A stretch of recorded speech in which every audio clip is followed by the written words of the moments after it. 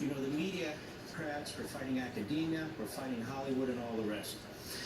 And 64% of the voters say the press has done more to divide the country.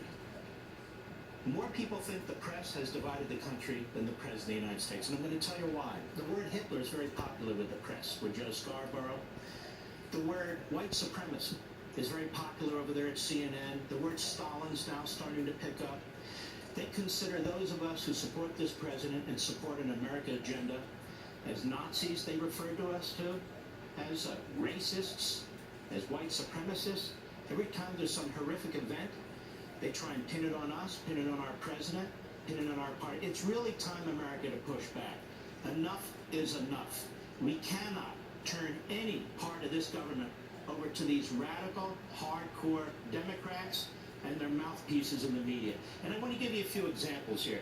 They talk about the president, his tone, and the relationship to violence. The president hasn't caused any violence. When Antifa's out there beating up people, the Marxist militia, the media are very passive, rarely say anything.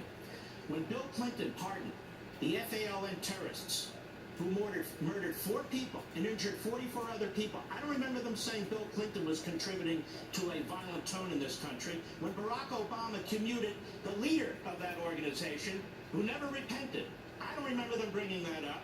When Barack Obama befriended Bill Ayers and Bernadine Dorn of the Weather Underground and the SDS, the bombers, domestic terrorists, I don't remember anybody talking about him and violence and the tone of violence. Do you?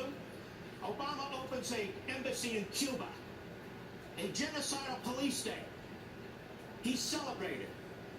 Donald Trump moves our embassy from Tel Aviv to Jerusalem, the capital of Israel, and he's attacked by fools like Steve Schmidt over on MSNBC. Now let's talk about immigration briefly. Dwight Eisenhower, he's not considered a white supremacist, is he? He's not considered a racist, is he? Dwight Eisenhower, when he became president of the United States, he created a program called Operation Wetback. That's not me, that was him. Operation Wetback, what was that? He ordered the military to round up 1.3 million illegal aliens and deport them. And that's exactly what he did. And he was supported by the Democrat Party, too. I'll go further. 1960s, Cesar Chavez, the founder of the United Farm Workers Union, he ordered his members at night to watch the southern border and report illegal aliens coming over the border to then the INS. 1969, Chavez, Ralph Abernathy, who'd been the confidant of Martin Luther King in 1969, and Walter Mondale, I don't believe he was a racist, they led protests on the southern border against illegal immigration. I'll go on. The press says Donald Trump is threatening freedom of the press. How so? By calling them out? By challenging them? By exposing them? John Adams, one of our greatest founders, put in place the Sedition Act. The Sedition Act.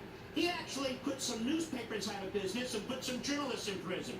Abraham Lincoln put out an executive order. They shut down almost 300 newspapers and put journalists and editors in prison.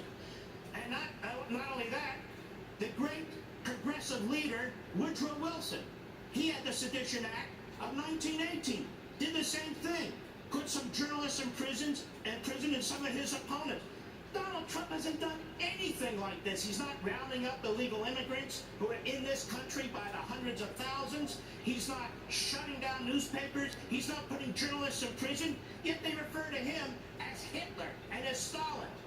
And then we have this policy where we separate children from their parents who come here illegally, not because we want to put them in cages like Obama did, but because we want to protect these children from coyotes, from kidnappers. You got to sort them out and figure out who's who since they're here illegally. And they said, well, he's putting them in internment camps. Actually, it was Franklin Roosevelt who actually put Japanese Americans and Americans of Japanese descent in internment camps. They don't call him Hitler. They don't call him Stalin or anything of the sort. And I'll even go here. They attack our president. They say a womanizer. They bring the Stormy Daniels in front of TV, left and right, left and right. This president has been our president. He's conducted himself in the Oval Office with great acumen. Great acumen. Well, people are laughing. JFK was having affairs constantly in the Oval Office in the White House with an East German spy, with a mob boss girlfriend, with a 17-year-old intern, and he was outdone by LBJ. We don't talk about that stuff. How come? because our goal, you see, is to trash the President of the United States. The media in this country, America, is campaigning against you, campaigning against your values, campaigning against your virtue, against the Declaration, against the Constitution. And you have a rare opportunity every now and then to show yourself, to stand up and say, we're not putting up with this anymore. We're going to protect our country, we're going to protect our values, our institutions, our party, and our president. And most of all, ourselves. You sick of being called Nazis?